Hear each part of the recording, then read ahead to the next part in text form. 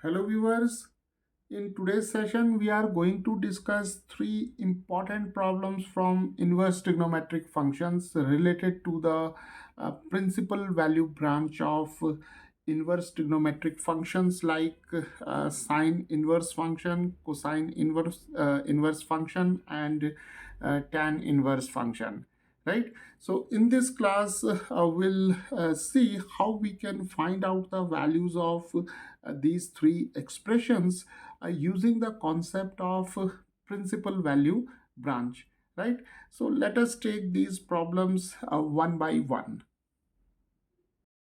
So let us take this problem number one, right? So here we have to find the value of sine inverse sine 47 pi over 3, right? Now, before finding out the value of this expression, let us see the principal value branch of sine inverse function, right? So the principal branch of sine inverse function is given by this interval that is from minus pi by 2 to pi by 2, right? So sine inverse x must lie from minus pi by 2 to pi by 2, including the endpoints, right? Where this x must lie in the interval that is from minus 1 to 1, right? So this interval is known as the principal value branch of sine inverse x. So utilizing this interval, we have to calculate the value of sine inverse sine 47 pi over 3. So here we see that we have a term 47 pi over 3, right? And 47 pi over 3 can be converted into degrees. So we can now write 47 over 3 times 180 degrees, because pi radians is equal to 180 degrees. So when we solve this expression, we'll get this number, that is this is 3 times 60. So we have 47 times 60 degrees, right? And this angle does not fall in the interval that is minus pi by 2 to pi by 2, right? So what we have to do, see here we have the term sine 47 pi over 3. So let us take x is equal to sine inverse, and we have sine 47 pi over 3, right? And if we take this term as theta, then we have x is equal to sine inverse theta. Now, according to this definition, this sine inverse theta must belong to minus pi by 2 to pi by 2, right? And this angle theta must belong to this interval that is minus 1 to 1, right? So here this theta is sine 47 pi over 3, right? So now we have to simplify this theta, which is equal to sine 47 pi over 3, in such a manner that this value, that is sine 47 pi over 3, lies in the interval that is from minus 1 to 1, including minus 1 and 1. Right? So let us separately find out the value of sine 47 pi over 3, which is our theta. So now let us split this angle 47 pi over 3, right? So here we have this angle, so we can now write sine, and 47 pi can be written as 48 pi minus pi, and here we have 3, because 48 pi minus pi is 47 pi. Now we can write this expression by distributing this 3 over 48 pi and pi. So we can now write 48 pi over 3 minus pi over 3, and now we have sine, and this is 3 times 16. So we have 16 pi minus pi by 3, right? Okay, so now we'll express this expression like this, that is sine 2 times 8 times pi, because this is 2 times 8 is 16, and here we have pi by 3. Now let us compare this expression with this one, that is sine 2 times n times pi minus say here we have y, right? And y is pi by 3, and the value of n is 8. N is 8. So we have this form as sine 2n pi minus y, right? So now the value of sine 2n pi minus y is equal to minus sine y. So this is a known formula from trigonometry. So we have sine 2n pi minus y is equal to minus sine y, right? So here we have minus sine, and y is pi by 3, right? So now our theta is equal to minus sine pi by 3.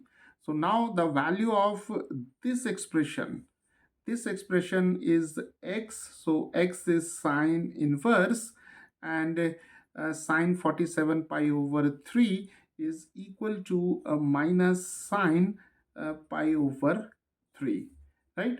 Now here I will make one important use of an important result, that is sine inverse minus x is equal to minus sine inverse x for all x belonging to the interval minus 1 to 1, right? So here we have or we can take this negative sign outside, so we have minus sine inverse, and we have sine pi by 3, right? So now we have an expression in which we have sine inverse sine pi by 3, and sine pi by 3 is equal to sine 60 degrees, and sine 60 degrees is square root of 3 over 2, right? And this value obviously lies between minus 1 and 1. So now we can cancel out these two terms, that is sine inverse and sine, because we have sine pi by 3 lying between minus 1 and 1, right? So now we have minus, and here we have pi over 3, right? So the value of x, which was sine inverse sine 47 pi over 3, the value of this expression is equal to minus pi by 3, and obviously this value, that is minus pi by 3, it belongs to this interval, that is minus pi by 2 to pi by 2, right? So now consider this problem. So here we have cos inverse cos 81 pi over 3. So let us take theta, or we can take x is equal to cos inverse and cos 81 pi over 4, right? Okay, so here the cos inverse function is involved.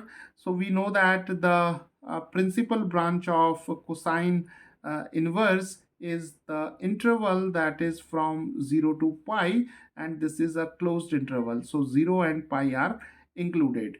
So cos inverse x belongs to this interval, where this x belongs to the interval minus 1 to 1, right? So now we'll use this interval to get the value of this expression. So we can take x is equal to cos inverse cos 81 pi over 4, and we can take this expression as theta. So our theta is cos 81 pi over 4. So we have here x is equal to cos inverse theta, right? and here this theta, which is cos 81 pi over 4, must belong to the interval that is minus 1 to 1, right? So let us split this angle, that is 81 pi over 4, as cos. We can now write 81 pi as 80 pi plus pi, and here we have 4. So now distributing 4 over this term and this term, we have cos, and then we have 80 pi over 4 plus pi over 4, and this is cos 20 pi. This is 4 times 20, so this is 20 pi plus pi by 4, right? So now we can write this expression as cos 2 times 10 times pi plus pi by 4. So now the purpose of writing this term like this is to get a formula that is 2. Here we have 10, so in general we can take n, and here we have pi, and here we can take y, right? So here n is an integer, so cos 2n pi plus y is always equal to cos of y. So this is another important result from trigonometry, right? So here 20 pi can be expressed as 2 times 10 times pi. So n is our 10, which is an integer, and y is pi by 4, right? So now this expression is equal to cos y due to this result, and we have cos y is pi by 4, right? So now this angle, or this value, that is theta, is equal to cos of pi by 4. So now substituting this value in this expression, x is now equal to cos inverse, and here we have cos of pi by 4. So now we can easily see that the value of this expression, that is cos pi by 4, which is cos 45 degrees, is equal to 1 over square root of 2. And 1 over square root of 2, it belongs to the interval that is minus 1 to 1, right? So now we can cancel out these two terms. So we have x is equal to simply pi by 4, and our x was this expression. So the value of this expression is equal to pi by 4, and we can easily see that pi by 4 belongs to this interval, that is the principal value branch of cos inverse function, right? So the value of this expression is pi by 4. So now consider this problem, right?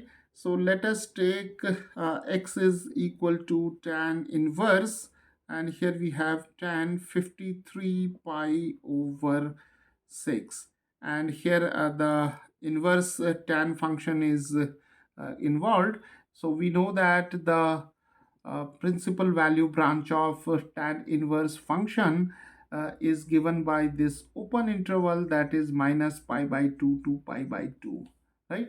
So the range of tan inverse, say x, belongs to this open interval minus pi by 2 to pi by 2, where this x it belongs to the set of real numbers. So now let us take this term as theta. So we have theta is equal to tan 53 pi over 6. So we have x is equal to tan inverse theta, and this tan inverse theta must belong to this interval, right? That is minus pi by 2 to pi by 2, where this theta is it belongs to the set of real numbers, right? So let us now break this angle. So we have tan 53 pi over 6 can be written as 54 pi minus pi over 6. So now we have tan distributing this 6 over 54 pi and pi, we have 54 pi over 6 minus pi over 6, right? So this is tan, and this is 6 times 9 is 54. So we have 9 pi minus pi by 6, right?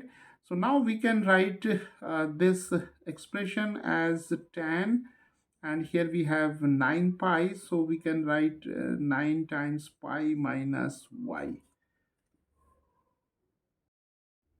So now this expression is of this form, that is tangent of n times pi minus y. And from trigonometry, we know that tan of n pi minus y is equal to a negative of tan of y, right?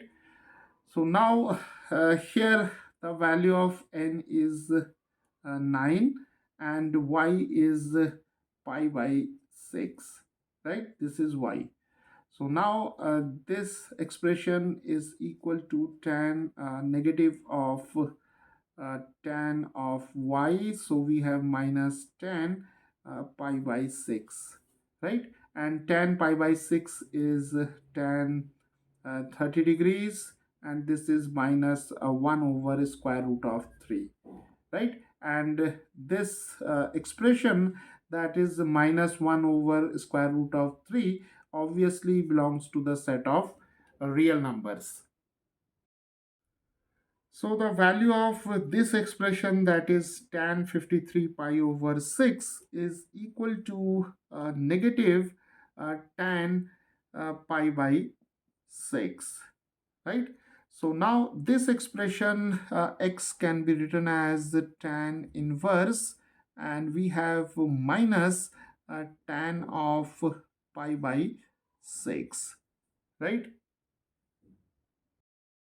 So now we can take this negative sign outside. So we have x is equal to minus tan inverse tan pi by 6, because this entire term is a real number, because we know this important result, that is tan inverse of minus x is or we can take another variable here, say phi.